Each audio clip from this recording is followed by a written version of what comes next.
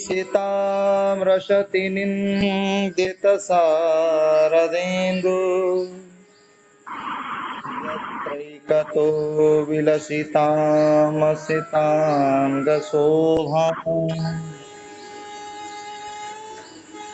वृन्दावनेऽपि कृतया मुनगाङ्गसङ्गम्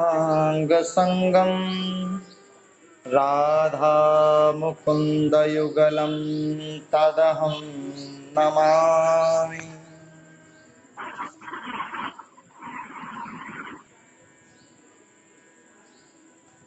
जय जय श्री राधा रमण जय जय नवल किशोर जय गोपी चित चोर प्रभु जय जय माखन चोर।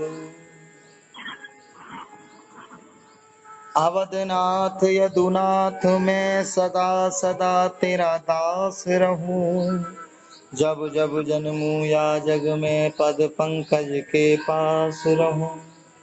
बोलिए श्री वृंदावन बिहारी लाल की सदगुरुदेव भगवान की। निरंतर जो हम सब रास पंचाध्याय की कथा का श्रवण कर रहे हैं,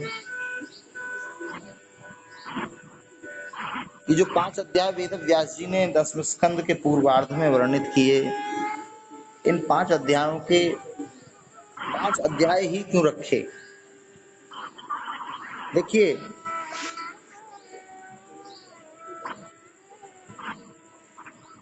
भगवान के भक्ति मार्ग में 5 भाव स्वीकार किए गए हैं। प्रमुख 5 भाव कौन कौन से हैं? शांत, दास्य और शाख्य और वात्सल्य और मधुर माधुरी या कांता भाव। इन्हीं 5 भावों को प्रतिपादन के लिए रासलीला के 5 अध्याय कहे गए। ये जो रासलीला की जो हम कथा का श्रवण कर रहे हैं, और गोपियों की भी 5 वृत्तियां हैं। गोपी 5 वृत्ति हैं गोपियों की। कैसी कैसी वृत्ति है? मानस में इस पर चर्चा की है गोस्वामी जी ने।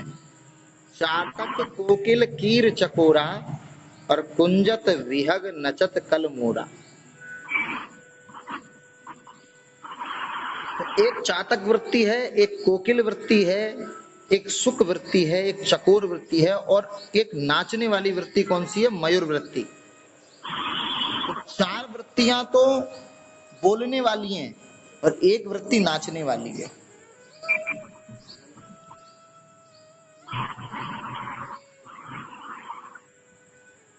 प्रथम अध्याय में जब हम देखते हैं, प्रारंभ में रासपंच अध्याय का जो प्रथम अध्याय है, उसमें श्यामघन श्री कृष्ण के रूप स्वाति बिंदु के लिए तरसती हुई कोकिल,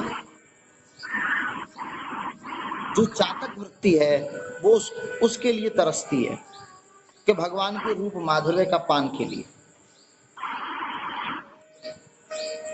और द्वितीय अध्याय में गोपियां जो कोकिल की भांति कुहू कुहू करके अंतर ध्यान प्रभु के संबंध में वृक्ष लताएं पृथ्वी हिरणी पत्नियों से पूछती हैं, हिरण पत्नियों से पूछती हैं, वो जो है वो कौन सी वृत्ति हो गई जी? कोकिल वृत्ति। और तीसरे अध्याय में गोपियां तोते की भांति गोपी गीत गाती हैं, जिस पर आज हम चर्चा करेंगे।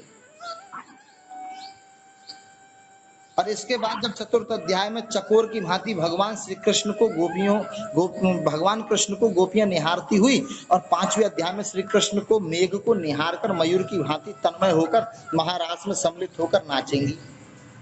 तो अभी गोपियों की स्थिति जो है, आज की जो स्थिति है, जिस तृतीय अध्याय में जिसमें आज हम श्रवण करेंगे गोपी गीत का, वह स्थिति आज जो है गोपियों की, वो है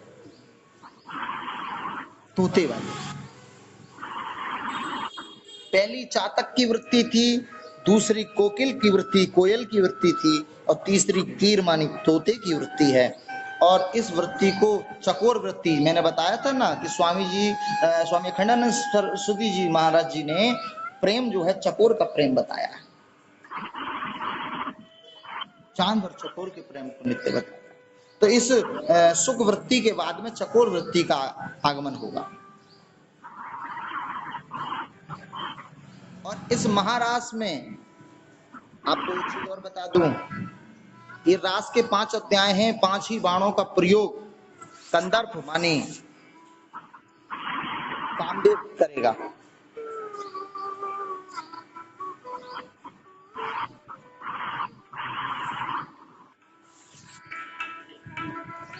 आज हम गोपी गीत में प्रवेश करते हैं। सभी लोग अपने पास गोपी गीत रखे होंगे।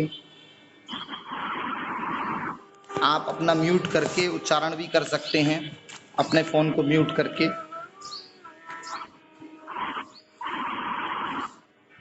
गोप्यौचुः जयति तेऽधिकम्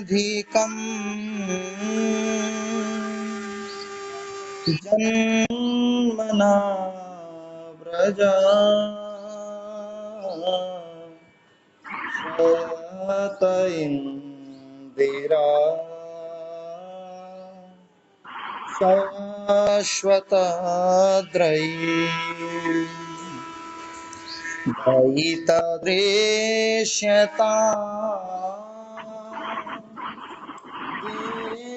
दिक्षुतावका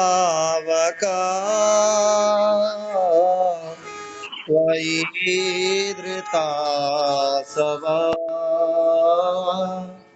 त्वां विचिन्वते। गोपियां विरह आकुल होकर जब श्री श्याम सुंदर को अपने समीप ना पाकर लीलाएं की, पता पूछा, जब श्याम सुंदर नहीं मिले तो गोपियों ने सोचा क्यों ना हम गाएं, क्योंकि उनको गीत बहुत प्रिय है। पहले भी जब उन्होंने हमें बुलाया और बुलाकर हमसे पूछा ब्रूतागमन कारणम, पहले तो बुलाते हैं फिर पूछते हैं क्यों आई हो, तब गोपियों से भगवान ने काफी कहा कि तुम इस शरद की रात्रि में अकेले आई क्यों आई, तुम चली जाओ। तब गोपियों ने प्रणय गीत गाकर भगवान को अपनी स्थिति के विषय में बताया। भगवान प्रसन्न हुए और भगवान ने उनको आनंदित किया। लेकिन उन अभिमानिनी और माननी गोपियों में क्या हुआ कि और गोपियों को अपने शरीर पर ये हो गया कि श्याम सुंदर तो हमारे सौंदर्य पर मोहित हैं।